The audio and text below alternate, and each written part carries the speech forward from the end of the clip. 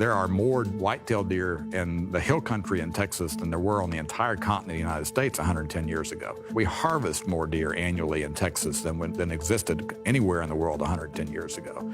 And the similar stories for Rocky Mountain elk, for wild turkey, for ducks, for pronghorn antelope, for the American bison. This North American model that's based on sustainable use and well-regulated hunting as an element of that is a proven, indisputably successful model that's so successful that it has been copied around the world. That's one of the reasons why Africa wildlife has turned around to the extent that it has. It's really a pretty simple conversation. I mean, I saw a guy yesterday here, you know, he hunts some ducks, and he made the comment, I don't see how anybody could shoot some of these animals like a rhino.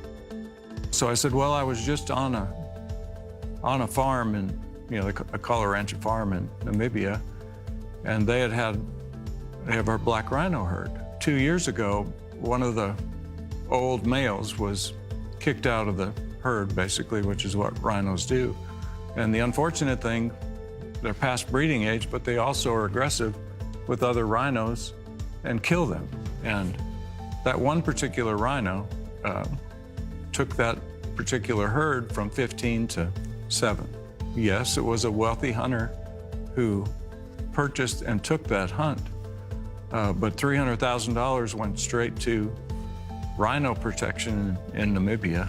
So, you know, when you explain things like that, when you explain how Zimbabwe and the Bubye Valley Conservancy, how they started with 0 lions, it was basically an agricultural mix of it's 1 million acres almost. And so they brought in 16 lions. Now they have so many lions that are really double what biologists say they should have, upwards of 500 plus lions.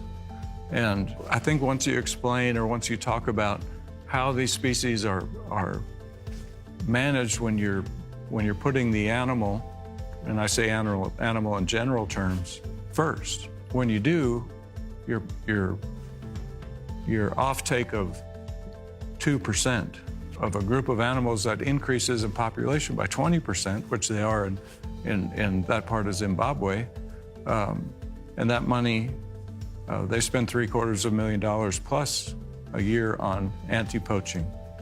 And obviously the habitat is managed for wildlife. I think once you can walk someone through those, they still may not feel comfortable with themselves with pulling the trigger on some of these animals, but they tend to understand what's being accomplished through all these efforts. I don't hide the fact that I hunt, but it's not the first thing that I tell somebody either. But if you get to know me, you know I'm a hunter. It's part of who I am. It's what I do. I believe in hunting conservation, and if you are a rational person and are willing to have a discussion with me, I'm willing to talk to you about it and explain my perspective about it and hopefully educate a few people along the way. I think most people are open-minded.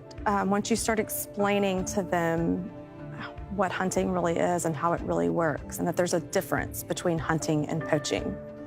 A lot of people don't realize that there's a difference. They don't understand where hunting conservation dollars go. They don't understand that conservation dollars are actually some of the only protection some species of animals have, that there's no one else out there doing anti-poaching efforts in some of these hunting areas, that hunting dollars pay for that. Because sustainable use works. Hunting conservation works. That's proven time and time again. We have the data to show it. And I just want to be able to ensure that future generations can have these same experiences and see the things that I've seen. And there's a lot of things that are encroaching on that. I mean, loss of habitat and population growth, and there's a lot of things that impact that. But hunting is one of the things that is consistently protecting all of that. How to convince people sustainable use hunting is a valuable tool is hard to do. There are some people that it makes no difference what you say, their minds are made up, you can't change them. If you present the facts to a reasonable person, sometimes they will agree that it is a good thing to do. I have friends that have more or less converted to They won't hunt, they'll never hunt, but they agree that it can be a good tool. How can a hunter be for life? The fact is, we are for life with all the money that we raise for conservation.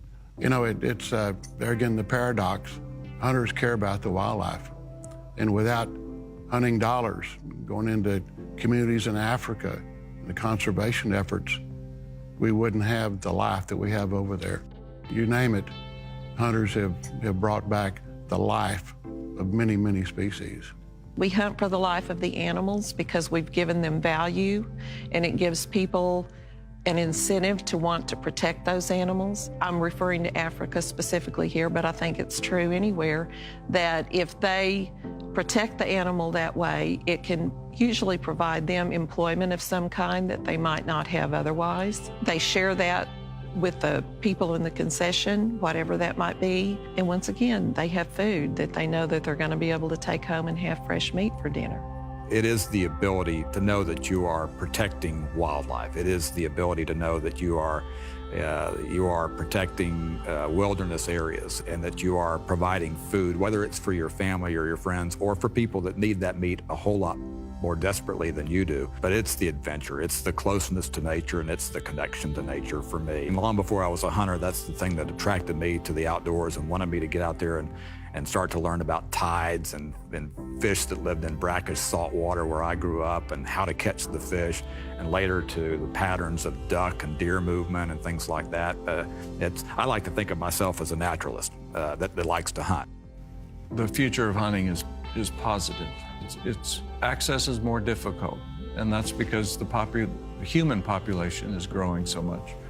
You know, in Texas, our wildlife populations are at all-time highs in almost every animal, and it's through management, through hunting. We have to get the word out with the We Hunt for Life campaign that we're doing is doing a good job of that. And that does stress the fact that we hunt for life and that we are responsible for the survival of a lot of these animals and not the anti-hunters. If you ask 10 different people why they hunt, you're going to probably get 10 different answers, but everybody's going to say that they hunt for the adventure, that they hunt for the experience, they hunt for the connection to wildlife that they have. For many, the fact that there's a conservation element or a benefit to communities because of the proteins that's provided is an afterthought. And it's not why they hunt. They're happy that it's an offshoot of it, but it's not why they hunt. It's just that I have a passion for hunting, and I think hunting matters. I think it creates an environment that we would not have without hunting.